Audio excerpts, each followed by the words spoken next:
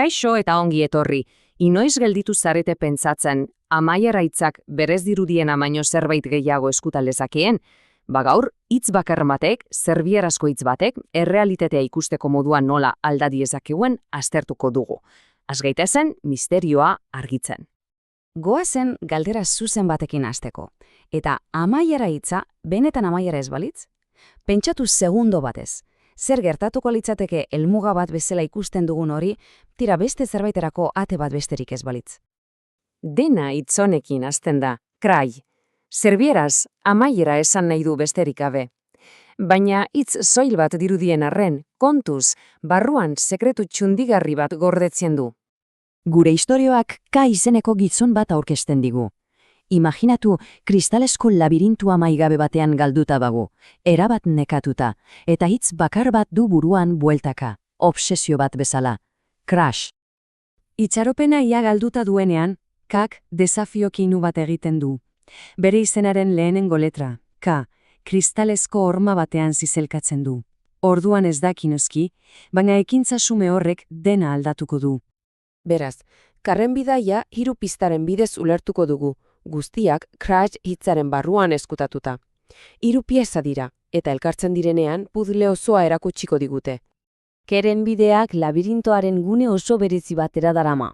Gela zirkular bat da, erlojuz josita, eta ematen du denbora bera mezu bat bidaltzen saiatzen ari dela. Gela horretan denbora ez da normala. Erloju nagusi batek, J eta K letra grabatuta dituenak ordu oso zehatzak markatzen ditu. Gaur erdia, ordu bata, 11, bakoitza mezu eskutu baten zati bat balitz bezala da. Eta orduan, islen artetik, ahots batek mezu misteriosu bat susurraltzen dio. K eta Jak JK ematen dute. Amaiera gure baitan dago. Horrek zer pentsatua ematen dio. Amaiera ez da kanpoko zerbait, barruko osagaien batura bat baizik? Baina pista erabakigarriena, garrantzituena, ez dago erlojuetan. Ez, hori labirintoko hormetan bertan dago eskutatuta. Bat batean, Kak ahos bat entzuten du zerbieraz esaldi hau esaten. Itxaron, itxaron, zer esan nahi du horrek? Kerrai, ierrai, amaiera, paradisua da. Pentsakaren arupegia momentu horretan erabatzun dituta geratzen da. Eta orduan, klik egiten dio, dena ulertzen du, Crash hitza ez da pieza bakarrekoa. Bere barruan beste hitz bat darama, Ratx, betidanik egonda hor, bere begien aurrean, eskutuan. Eta hemen dator azalpenaren momentu gorena. Aha, une hori. RAJ hitzak, zerbieraz, paradisua esan nahi du. Kasea konturatzen da bilatzen ari zen amaiera ez dela bukaera bat, ez dela zuntxipena, baizik eta zerbait guztiz bestelakoa. Jakintza berri honek dena aldatzen du. Bere espetxea beste begi batzuekin ikusten hasten da. Jada ez da trampa bat, ez. Orain pasabide bat da. Aldaketa ez da kanpoan gertatzen, bere barruan baizik. Kauk ulertzen du labirintoa ez zela kristalezkoa, bere beldurrez eta pertzepzio okerrez egina baizik. Irteera ez zen inoiz kanpoan egon, beki egon da bere baitan. Amaiera ez zen helmuga, bere pentsamoldea eraldatzeko bidea baizik. Eta Karen barne mundua aldatu ahala, kanpoko errealitatea ere, labirintoa, desegiten hasten da.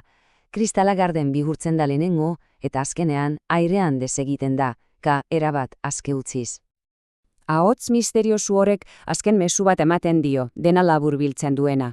Amaiera, igaro bide bat besterik ez da. Ez da helmuga bat, eraldaketa prozesu bat baizik. Azke da, amaieraz zeharkatu du eta paisaia berri batean dago. Labirintoa eta bererekin batera amesgaizto guztia atzean geratu da betiko. Eta orain bai, orain Kak bere benetako helmuga ulertzen du. Bere azken hitzek pospozik esandakoek bidaiaren zentzu argitzen digute. Ez zeni esaldi bat, iritziera bat baizik. Eta historia honek galdera bat guzten digu guztioi airean. Zure bizitzako amaierak benetan bukaerak dira? Edo agian, oraindik esploratu gabeko paradisu baterako ateak dira? Pentsateko modukoa ez da?